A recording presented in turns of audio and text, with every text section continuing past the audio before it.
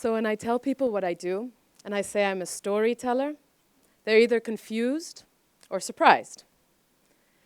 Their reactions both amuse me and annoy me.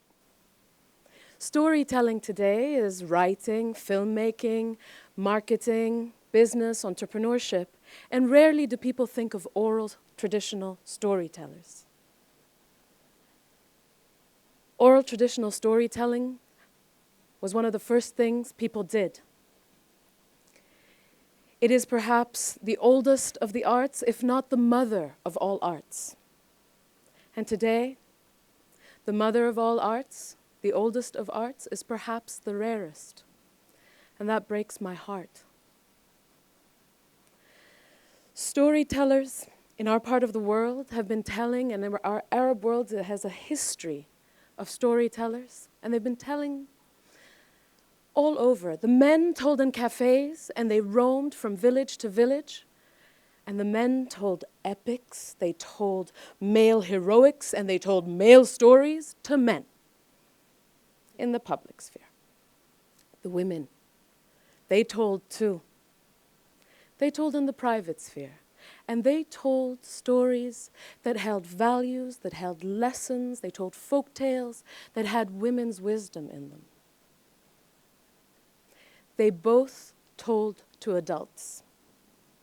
Their stories were never cleansed. Even if children were there, their violence was there, sexual references were there, intimacy was there. They never made them PG. So what happened? Where did these storytellers go, and where did the storytellings go?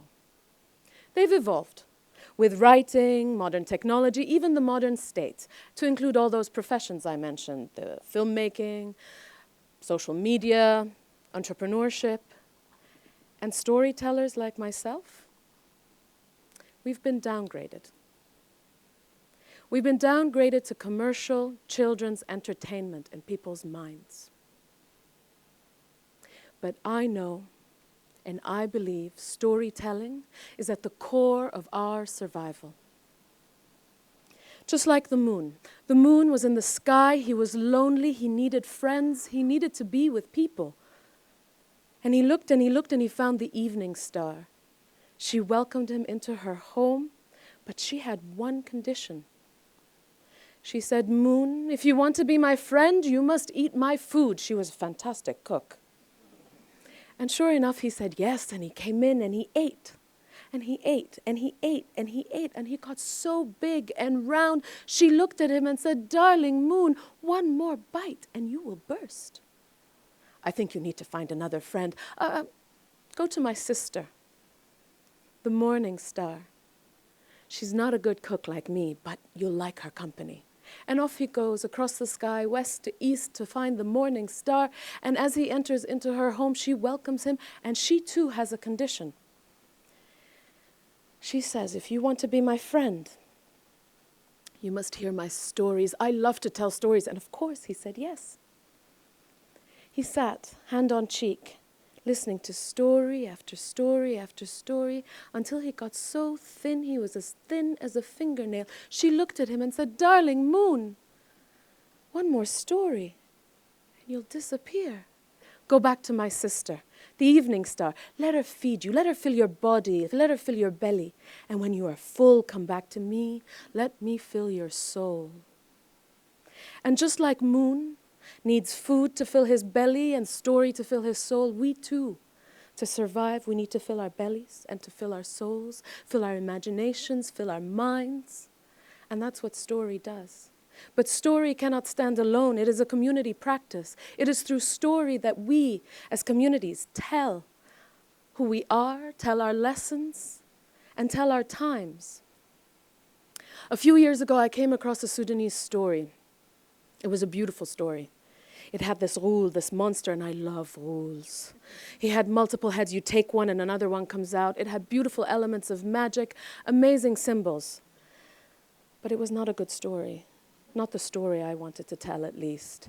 Fatma, the young girl, is kidnapped by the rule. Her brothers rescue her, fighting the rule, and then they marry her off. I did not want to tell that story, but I wanted that rôle. I reworked it. In my story, Fatma and her friends train to fight the ghul. Head after head after head until the last one is left. And to get that last one, Fatma organizes her community to stand against him. I was telling that story in 2012 and 2013, and I realized as I was telling it that I was telling our story. I was telling our times. I was telling the Arab Spring in an old folk tale reworked with its symbols, reworked with its magic to tell a contemporary, modern story. People listening to that story could now relate. They could now enter into the story, and in that relating, in that listening, they could build relationships. I was in Ramallah earlier this year. I was at a festival. And I just finished telling stories. I went to see my friends. It was spring. The air was crisp, heavy with jasmine. I arrive at a cafe at a table of 10 people. The storyteller has arrived. Tell us a story. I was tired. I told a 2-minute story, the shortest story I know. And then I said, I want to be paid. I want my fee. And my fee was to hear their stories. And for 2 hours, we sat in a circle of story, a story circle. And we heard each person tell themselves, tell their family, tell their struggle, tell their accomplishments. And after those 2 hours, those relationships, they were solidified in a way that only story can solidify and cement. They came together and told. And in the telling, we're heard.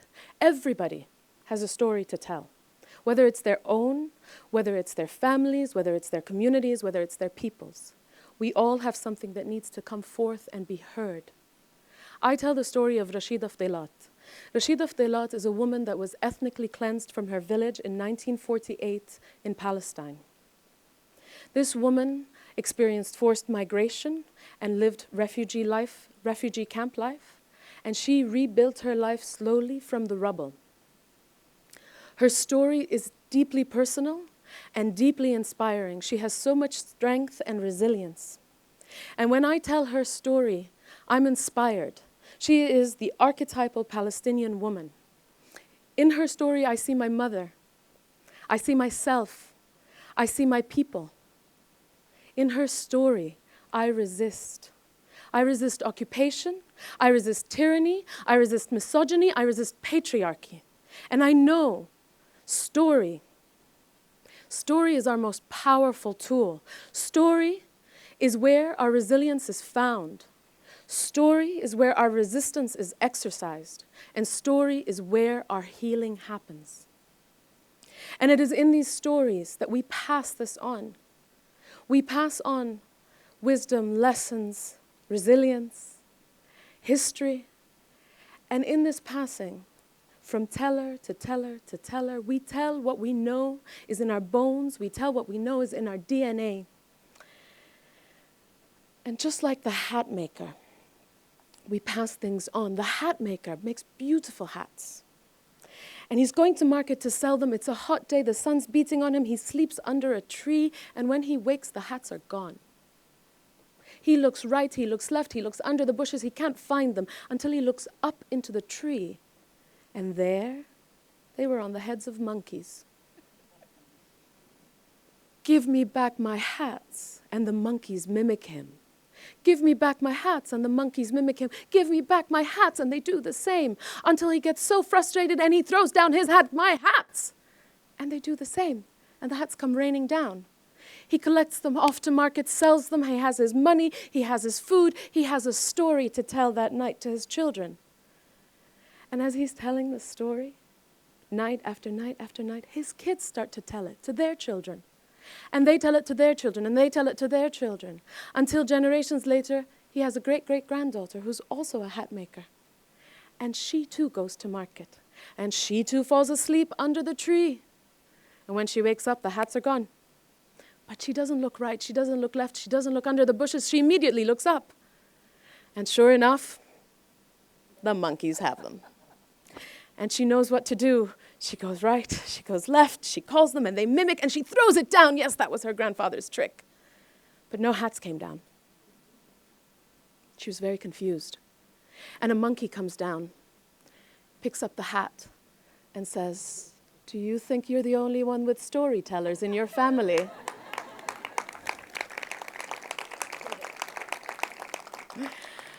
We entertain, we pass on lessons, and we tell stories, but our most important role as storytellers is to ignite the imagination so that you can have your own imagining of the story in your head.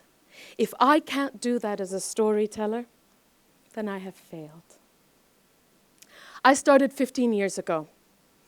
In an auditorium not unlike this, there were 200 children. I asked the MC that day to introduce me as Shalabieh Al Hakawatieh, Shalabieh the storyteller, not by my name.